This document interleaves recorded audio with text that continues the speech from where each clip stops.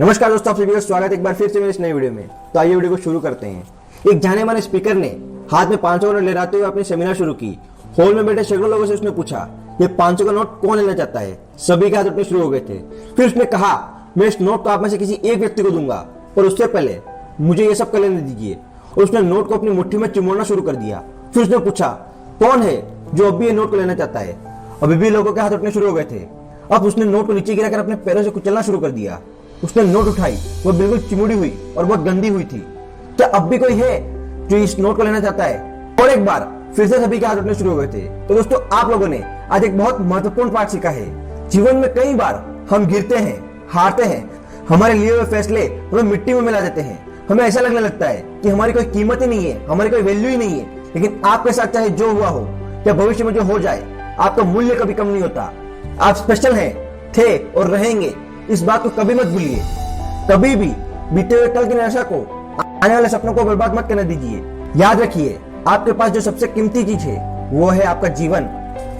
इस बात को समझाने के लिए हम आपको एक कहानी सुनाते हैं। बहुत समय पहले की बात है। किसी गांव में एक किसान रहता था। वो रोज सुबह उठकर दूर झरने से स्वच्छ पानी लेने जाया करता था। इस काम के लिए वो अपने साथ 2 घड़े भी लेके जाता था, जिन्हें वो डंडे में बांधकर अपने कंधे पर दोनों ओर लटका देता था। उनमें से एक घड़ा कहीं से फूटा हुआ था और दूसरा एकदम सही था। इस वजह से रोज घर पहुंचते पहुंचते किसान के पास सिर्फ 1.5 घड़ा पानी ही रह जाता था। ऐसा 2 सालों से चल रहा था। सही घड़े को इस बात का घमंड था कि वो पूरा का पूरा पानी घर पहुंचाता है और उसके अंदर कोई कमी नहीं है। वहीं दूसरी तरफ फूटा घड़ा इस बात से शर्मिंदा रहता था कि वो आधा पानी ही घर तक पहुंचा पाता है और किसान की मेहनत बेकार चली जाती है। फूटा घड़ा ये सब सोचकर बहुत परेशान रहने लगा और एक दिन उससे रहा नहीं गया। उसने किसान से कहा, मैं खुद पर शर्मिंदा हूँ और आपसे क्षमा मांगना चाहता हूँ। किसान ने पूछा, तुम किस बात से शर्मिंदा हो? शायद आप नहीं जानते, पर मैं एक जगह से फूटा हुआ हूँ और पिछले 2 सालों से मुझे जितना पानी घर पहुँचाना चाहिए था बस उसका आधा ही पहुँचा पाता हूँ। मेरे अंदर ये बहुत बड़ी कमी है और इस वजह से आपकी मेहनत बर्बाद होती रही है। किसान को घड़े की बात सुनकर थोड़ा दुख हुआ और वह बोला, कोई बात नहीं, मैं चाहता हूँ कि आज तुम रास्ते में आने वाले सुंदर फूलों को देखो। घड़े ने वैसा ही किया। वो रास्ते भर सुंदर फूलों को देखता आया। ऐसा करने से उसकी उदासी कुछ दूर हुई, पर घर पहुंचते पहुंचते फिर से उसके अंदर से आधा पानी गिर चुका था। वो मायूस हो गया और किसान से क्षमा मांगने लगा। किसान बोला, शायद तुमने ध्यान नहीं दिया, पूरे रास्ते में जितने भी फूल थे वो बस तुम्हारी तरफ ही थे। सही घड़े की तरफ एक भी फूल नहीं था। ऐसा इसलिए क्योंकि मैं हमेशा से तुम्हारी अंदर की कमी को जानता था और फिर मैंने उसका लाभ उठाया।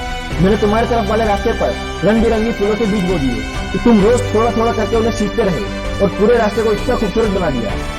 आज तुम्हारी वजह से ही मैं इन फूलों को भगवान को अर्पित कर पाता हूँ और अपना घर सुंदर बना पाता हूँ। तुम ही सोचो, अगर तुम जैसे हो वैसे नहीं होते तो भला क्या मैं ये सब कर पाता? दोस्तों, हम सभी के अंदर कोई ना कोई कमी जरूर होती है। यही कमी हमें अनोखा बनाती है। उस किसान की तरह हमें भी हर किसी को जैसा है वैसा ही स्वीकारना चाहिए और उसकी अच्छाई की तरफ ध्यान देना चाहिए। और जब हम ऐसा करेंगे तो फूटा घड़ा भी अच्छे घड़े से मूल्यवान होगा। हर तूफान जिंदगी को मुश्किल बनाने के लिए नहीं आता, कभी कभी इससे रास्ते भी साफ हो जाते हैं। तो दोस्तों, अगर आपको ये कहानी और ये वीडियो अच्छी लगी हो तो प्लीज एक लाइक कर दीजिएगा और हमसे जुड़े रहने के लिए प्लीज शेयर और सब्सक्राइब जरूर कर दीजिएगा। तो मिलते हैं नेक्स्ट वीडियो में, तब तक के लिए गुड बाय।